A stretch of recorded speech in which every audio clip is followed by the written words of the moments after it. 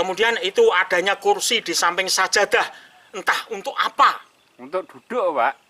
Kemudian tentang dugaan orang non-muslim yang ikut berjamaah. Apabila ini benar, maka ini jelas mencampur adukkan syariat dan tidak ada tuntunannya. Jelas ini adalah usaha mentoleransikan agama, bukan toleransi antar umat beragama. Bedakan Mas, toleransi beragama dengan mentoleransikan agama atau mencampur adukkan agama.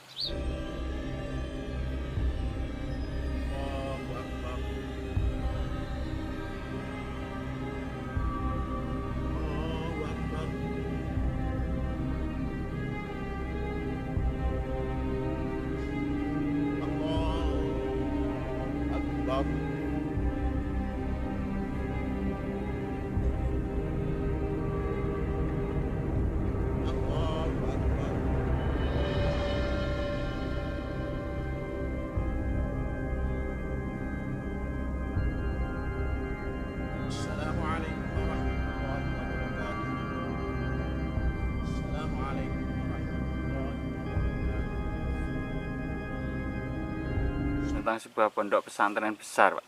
Bahkan katanya itu terbesar di Asia Tenggara. Yang pada sholat Id kemarin itu ada beberapa kejanggalan dan viral di media sosial. Misalnya itu ada seorang wanita di sop depan dan campur dengan jamaah laki-laki. Ada makmum yang mendampingi imam. Bahkan ada dugaan seorang makmum non-muslim. Itu gimana, Pak? Waduh, saya masih belajar nih Mas. Saya merasa tidak pantas untuk mengkritik atau meluruskan secara dalil syariat secara detail. Biarlah nanti para alim ulama, MUI, Kemenak, dan lain-lain yang akan meluruskan, yang akan mengelaborasi sehingga jelas kejanggalannya, jelas penyimpangannya sesuai dengan dalil syariat. Saya hanya bisa melihat dari dalil awam Mas, dalil keumuman yang umum, tata cara ibadah seperti di Mekah, di Madinah, di negara-negara Islam, dan di masjid-masjid kita. Video itu tidak akan viral Mas apabila tidak ada kejanggalan sehingga warganet itu mempertanyakan, mengkritik sesuai dengan kemampuan ilmu masing-masing. Makmum perempuan sendirian di saf depan seolah-olah mendapat privilege atau kekhususan. Ini jelas melanggar syariat. Wai, ibadah itu ada standarnya, ada tuntunannya. Dan ingat, syarat diterimanya ibadah itu adalah iman, ikhlas, dan ittiba'u Rasul sesuai dengan sunnah Rasul. Asli Mas, saya tidak pernah melihat ini kecuali pada aliran-aliran yang sudah dinyatakan sesat oleh pihak berwenang. Tentang bercampurnya jamaah laki-laki dan perempuan di sekitar Ka'bah, itu merupakan uzur syar'i, yaitu berupa kedaruratan, dan ini sudah banyak dibahas oleh para ulama. Dan tentunya ini tidak applicable pada kondisi umum. Tapi kan Pak, itu katanya ada referensi sesuai dengan pendapat siapa gitu. Saya lupa itu.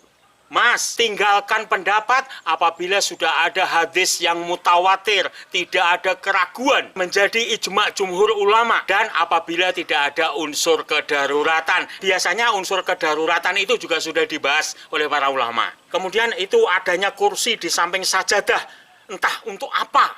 Untuk duduk, Pak.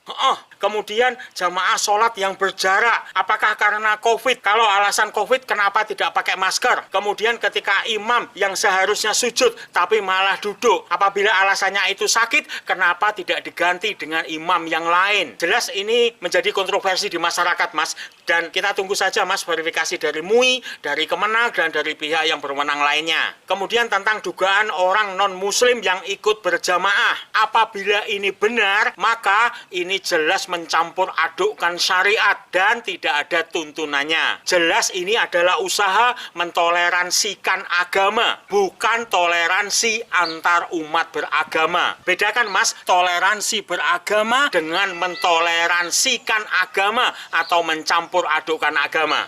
Ada SMS, Pak. Ini SMS ya Mas, tidak semua yang baru itu bagus.